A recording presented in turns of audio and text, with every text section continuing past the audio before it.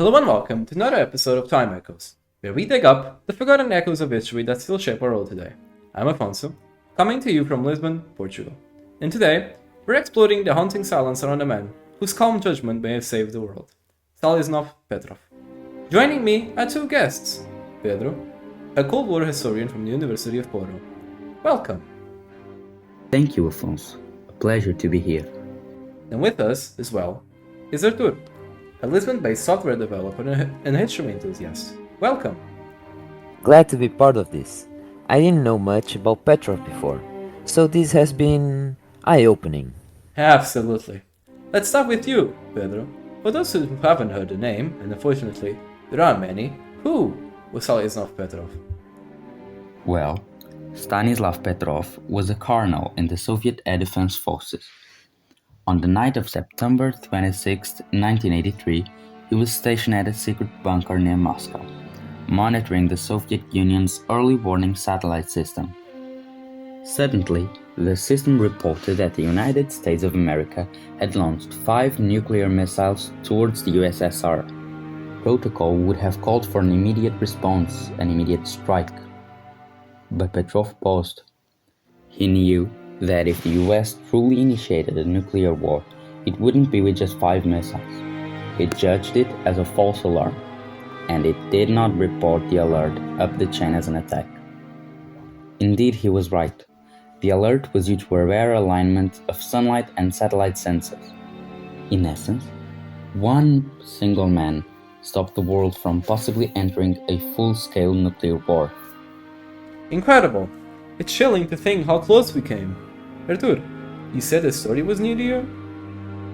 Yeah, I knew about Cold War tensions and the Cuban Missile Crisis, that kind of stuff. But this?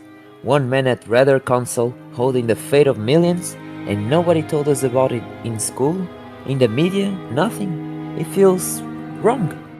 Pedro, why do you think Petrov's name isn't widely known? Shouldn't he be a global hero? One would think so, but there are a few reasons why. First, the event was classified for years.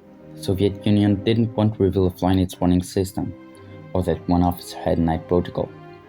It wasn't until the late 90s that the story surfaced thanks to a far more general who went public. Second, Petrov didn't see himself as a hero. He thought he was just doing his job, and that humility made it easy for history to overlook him. Artur, hearing that, do you think we're too quick to forget people like him? Completely. We are so used to remembering generals, presidents, wars, but we rarely honor the ones who prevented wars.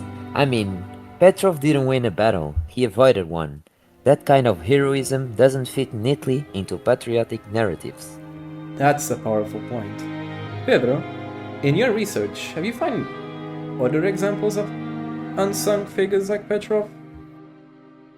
Yes, though few as pivotal. They are often anonymous individuals, translators, analysts, diplomats, who de-escalate potential crises. But Petrov stands out because his individual judgment, made under immense pressure, literally made the difference between peace and nuclear war. Let's reflect for a moment. We live in a time where trust in technology is growing, sometimes blindly. Petrov's story reminds us that human judgment still matters. Artur, any final thoughts? I just think we need to tell these stories more. Not every hero wears a uniform in a public or holds a press conference. Some heroes sit in bunkers, alone, with a red phone and an impossible choice. Beautifully said. Pedro? Petrov reminds us that the greatest acts of courage are often invisible. Remembering him is an act of justice and a lesson for our own future. So there you have it, Stanislav Petrov, the man who chose reason over panic, and in doing so may have saved the world. He may be forgotten in textbooks, but not here, not by us. Thanks again to Pedro and Artur, and thank you, all listeners. If you found this story as powerful as we did, share it, because some echoes of stories should never fade. Until next time, stay curious and stay human.